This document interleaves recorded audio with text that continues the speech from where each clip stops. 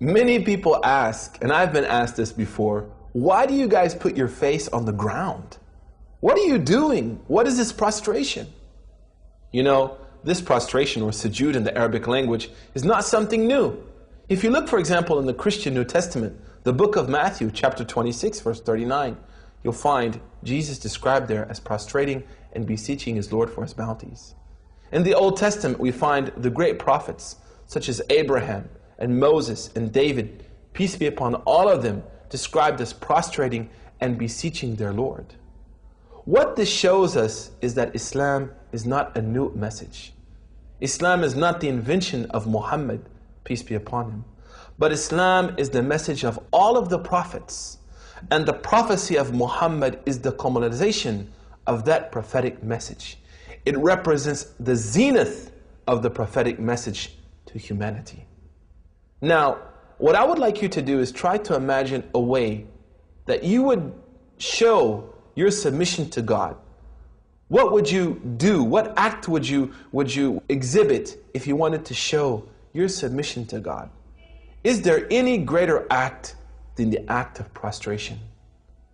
I challenge you to prostrate to your Creator.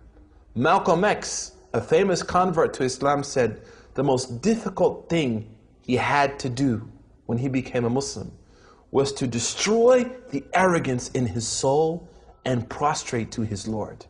And he said the reason that it was difficult was not because of his arrogance, but he knew that once he prostrated to his Lord and he tasted the sweetness of that prostration and submission, he would never prostrate to anything else again.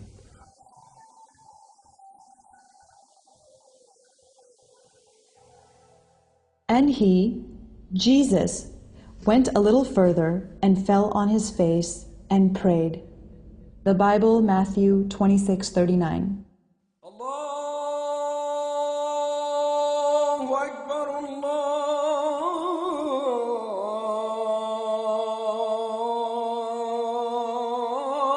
Akbar.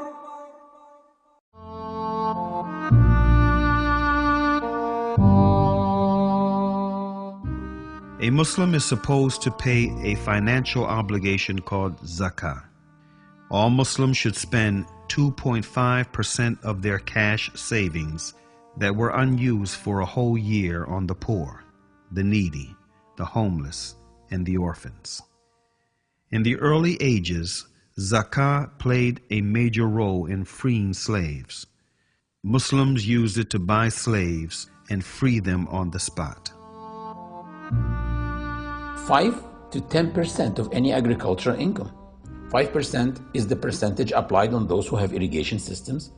10% is the percentage applied on those who have no irrigation systems, but they depend on rain because they don't have much costs coming out of their pockets.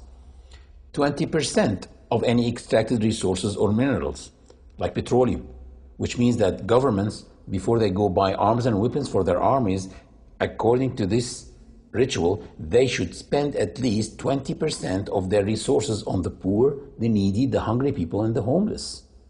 And guess what? This is not a charity. Zakah is the right of the poor on the rich. Muslims do spend in charity, which what they spend in addition to the zakah. One of the traditions of Prophet Muhammad, peace be upon him, is spend with your right hand what your left hand doesn't know, which means without showing off. Do it with sincerity.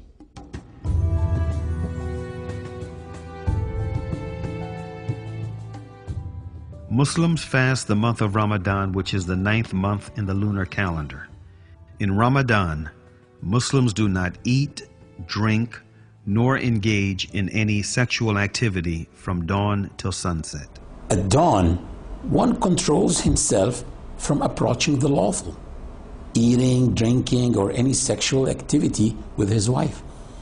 At sunset, he can practice any of that again, and this happens 30 times. At dawn, one controls himself. By sunset, he can practice any of that again. And next day, control. Practice, control, practice. Do you see what I'm doing? Looks like a workout.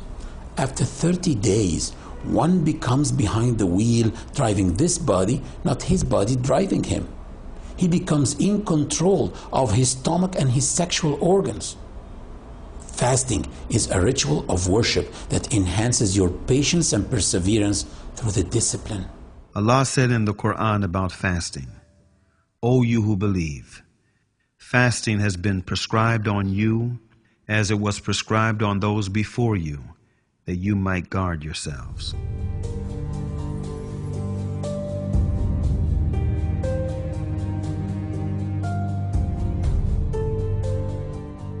Hajj, or pilgrimage, is an obligation once in a lifetime only on those who are financially and physically able. It shows the universality of this religion. Last year, I did pilgrimage with 2.5 million Muslims. We were all moving together from one place to the other, eating together, worshiping together, praying together, and wearing the same simple clothes together. Anyone besides you can be a millionaire, an owner of a chain of restaurants in his country, or a very poor person. Nobody knows, simply because we are all the same. Hajj has changed the lives of so many people, like Malcolm X, who struggled for the rights of blacks in the United States and suffered from discrimination and racism, which in turn led him to have a negative perception of white people.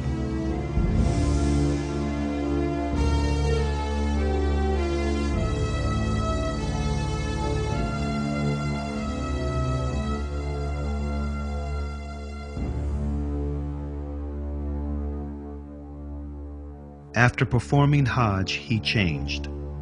He wrote a letter to his loyal assistants in his newly formed Muslim mosque in Harlem, asking them to duplicate it and distribute it to the press. He wrote, "In pilgrimage, during the past 11 days here in the Muslim world, I have eaten from the same plate and drank from the same glass with fellow Muslims whose skin is the whitest of white, their eyes are the bluest of blue, their hair is the blondest of blonde, and in their actions, and in their words, and in their deeds, I felt the same sincerity of the black people of Nigeria, Sudan, and Ghana."